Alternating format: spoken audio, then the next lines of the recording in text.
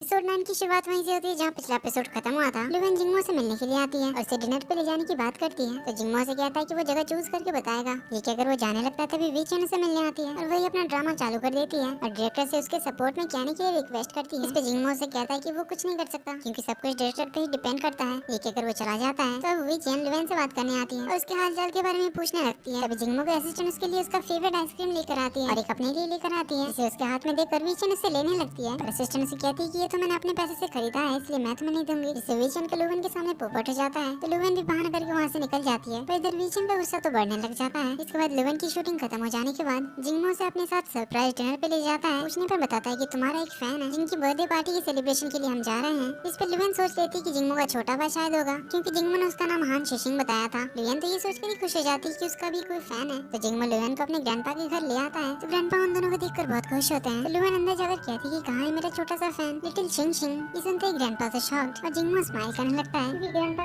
Mister शिशिंग है और आज उन्हीं का बर्थडे है। तो जिंगमो टॉपिक चेंज करने के लिए लुवेन को बाहर घूम कर आने के लिए कहता है। तो लुवेन आंटी के साथ गार्डन का व्यू देखने जाती है। तो ग्रैंडपा जिंगमो से पूछते हैं कि लुवेन के साथ तुम्हारा क्या चल रहा है। तो जिंगमो कहता है कि मैं तो आप ही की विश पूरी कर रहा हूँ जो कि जिंगमो की शादी कराने की थी। तो ग्रैंडपा कहते हैं कि फिर इसी साल तुम दोनों की शादी करा देते हैं। इस पे जिंगमो बताता है कि अभी तक तो हम दोनों रिलेशन में भी नहीं है और मैंने उसे बताया नहीं है इसलिए पहले हम दोनों एक दूसरे को अच्छी तरह से जान लेते हैं उसके बाद बात आगे बढ़ेगी। ये सुनकर ग्रैंडपा लुवेन को बुलाते हैं और जिंगमो के साथ उनके बड़े गार्डन दिखाने के लिए भेज देते हैं। उससे पहले ग्रैंडपा शॉर्टकट से चले जाते हैं और उस गार्डन में कुछ पेपर साइन बोर्ड्स लगा देते हैं। इसके अकॉर्डिंग पेड़ पर लिखा हुआ था कि इसके फल सबसे मीठे हैं। तो उन्हें तोड़ने के लिए जैसे ही लुवेन वहाँ जाती है तो उसका पैर फिसल कर गिरने वाली होती है पर जिंगमो उसे पकड़ लेता है उसे गिरने से बचा लेता है। तो सीन थोड़ा रोमांटिक सा हो जाता है। यही ग्रैंडपा चाहते थे। तो रात को डिनर के टाइम लुवेन को पता चलता है कि मिस्टर शिशिंग तो हमारे ग्रैंडपा का नाम है। वहीं थोड़ी देर बाद मिस वे वहाँ पहुँचती है और हमें यहाँ पता चलता है कि मिस वे और जिंगमो साथ में बड़े हुए हैं और इसीलिए दोनों बचपन के फ्रेंड्स हैं। तो मिस वे अपनी गुड न्यूज भी सुनाती है कि उन्हें उनका मिस्टर राइट मिल चुका है जिन्हें वो जल्दी ही मिलाने लाएगी। तो सारे मिलकर ग्रैंडपा का बर्थडे सेलिब्रेट करते हैं। मिस वे को जाना पड़ता है कुछ काम करने की वजह से। वहीं ग्रैंडपा जिंगमो और लुवेन को रोक लेते हैं क्योंकि दोनों ने ड्रिंक किया था रात भी हो चुकी थी। तो ग्रैंडपा लुवेन को जिंगमो का बचपन का रूम दिखाने ले जाते हैं जहाँ उसके बचपन का हर चीज रखा हुआ था इवन लड़कियों के लव लेटर्स भी जिन्हें लुवेन पढ़कर जिंगमो की मस्ती करने लगती है। तो जिंगमो से कहता है कि अगर तुम्हारा रूम देखना हो गया तो मैं सोने के लिए जा रहा हूँ। अगर वो बाहर जाने के लिए दरवाजा खोलने जाता है पर दरवाजा तो लॉक हो चुका था जो खुल ही नहीं रहा था। तो जिंगमो ग्रैंडपा को मैसेज करके बुलाता है। वहीं लुवेन तो जिंगमो की मस्ती करने में बिजी थी उसकी पुरानी चीजों को देख देख कर। तभी ग्रैंडपा रूम की लेकर आते हैं पर वो चाबी ही टूट जाती है। तो ग्रैंडपा उन्हें कहते हैं कि कोई बात नहीं मैं एक चाबी वाले को कॉल करता हूँ। पर चाबी वाला कहता है कि वो सुबह से पहले नहीं आ सकता। तो ग्रैंडपा उन्हें इस बारे में बताते हैं कहते हैं कि आज रात तुम दोनों को इसी रूम में रुकना पड़ेगा और सुबह चाबी वाला आकर दरवाजा खोल देगा। इधर हमें चाबी को दिखाया जाता है जिसे डॉक्टर बताते हैं कि तुम्हारा हाथ तो बहुत जल्दी ठीक हो गया तुमने कौन सा ऑइंटमेंट लगाया था। तो चाबी उन्हें वो ऑइंटमेंट निकाल कर दिखाता है जिसे मिस्टर लुक वांग ने उसे दिया था। तो डॉक्टर से बताते हैं कि ये तो बहुत ही खास ऑइंटमेंट है जो सिर्फ एथलीट्स के लिए दिया जाता है और ये इतनी आसानी से मिलता भी नहीं है। लगता है तुम्हारे बहुत अच्छे कनेक्शन है इसीलिए तुम्हें मिल गए। तो चाबी मिस्टर लुक वांग को कॉल करके उन्हें थैंक यू कहता है जिसपे ग्वांग उसे मजाक करते हुए कहता है कि इसके बदले तुम मेरे लिए अपने हाथों से खाना बनाकर भेज देना। पर चाबी तो इस बात को सीरियसली ले लेता है और डिसाइड करता है कि वो जरूर उनके लिए अच्छा खाना बनाएगा। वैसे जिंगमो के रूम में सोने के लिए सिर्फ एक ही बेड था ना ही कोई सोफा ना ही कोई बेडशीट ना ही कोई एक्स्ट्रा मैट्रेस। जिंगमो को बहुत ज्यादा नींद आ रही थी इसीलिए वो बेड पे लेट जाता है। लुवेन से कहता है कि हम दोनों एक दूसरे के पैरों की तरफ सर करके सोएंगे। तो लुवेन कहती है इससे पहले पैर धोकर आओ। तो दोनों अपने पैर वॉश करके सोने के लिए आ जाते हैं। नींद न आने पर दोनों बातें करने लगते हैं। यहाँ जिंगमो से अपनी सैड स्टोरी सुनाता है कि उसके मॉम एंड डैड की डिवोर्स हो गई थी जब वो बहुत छोटा था जिसके बाद उन दोनों ने अपनी अपनी नई फैमिलीज बना ली जिस वजह से उसे ग्रैंडपा ने पाल पोस कर बड़ा किया। जिंगमो की मॉम तो उसे देखना तक पसंद नहीं करती। 5 साल पहले वो उनसे मिला था पर उसकी प्रेजेंस उन्हें खटकती थी क्योंकि उन्हें डर था कि उसकी वजह से उनकी नई फैमिली भी टूट जाएगी। लुवेन को ये सब सुनकर उस पर बहुत दया आती है। तो अगले दिन सुबह सुबह दोनों घर के लिए निकल जाते हैं और चाओ भी मिस्टर लू वांग के लिए खाना बनाने लग जाता है। कई बार वो खाना बनाकर ट्राई करता है जिसकी वजह से उसे हॉस्पिटल भी जाना पड़ता है पर आखिरकार वो एक बहुत सुंदर दिखने वाला डिश बना लेता है जिसे वो खुद भी खाता है लू वांग के लिए भी भेजता है। इसे खाने के बाद दोनों को ही हॉस्पिटलाइज होना पड़ता है। इधर लुवेन और जिंगमो के पहुंचने पर उसकी असिस्टेंट दोनों को उनकी अगली सीन की स्क्रिप्ट देती है। इसमें उन दोनों की किसिंग सीन भी होने वाली थी जिसे देखकर लुवेन तो शॉक्ड हो जाती है क्योंकि ये पहले स्क्रिप्ट में नहीं था। जिस पे असिस्टेंट कहती है कि तुम दोनों की ऑन स्क्रीन केमिस्ट्री को देखकर डायरेक्टर ने ये नया सीन ऐड किया। पर लुवेन को जिंगमो पे डाउट होता है कि कहीं उसी ने तो ये सीन ऐड नहीं करवाया। पर जिंगमो कहता है कि मैंने इस बार कुछ नहीं किया मगर इस बार तुम मिस्टेक कर सकती हो। जो सुनकर लुवेन तो उसे देखते ही रह जाती है पर फिर भागकर कार के अंदर आकर बैठ जाती है क्योंकि वो ब्लश कर रही थी और वो इसे जिंगमो को दिखाना नहीं चाहती थी। पर जिंगमो से देख लेता है तो लुवेन अपना फेस छिपाने लग जाती है शर्माते हुए। इसके बाद वो कार में सोते हुए उनके किसिंग सीन को इमेजिन भी करने लगती है जिसे जिंगमो बाद में नींद से जगाता है और ये सीन उसके लिए काफी एम्बैरेसिंग होता है। तो वो इसी बारे में सोचते हुए कार से निकल जाती है और अपने माइंड से जिंगमो के बारे में ना सोचने के लिए कहती है। और इसी के साथ एपिसोड 9 की भी एंड यहीं पे होती है। तो वीडियो पसंद आए तो वीडियो को लाइक कर देना। चैनल पे पहली बार आए तो subscribe and hit the bell icon और नोटिफिकेशन ऑल पे सेट करना मत भूलना ताकि कोई भी वीडियो मैं अपलोड करता हूँ तुरंत आपको मिल जाए। आगे के एपिसोड आपसे मिस ना हो। तो मिलते हैं अगले एपिसोड में, तब तक के लिए take care and bye bye.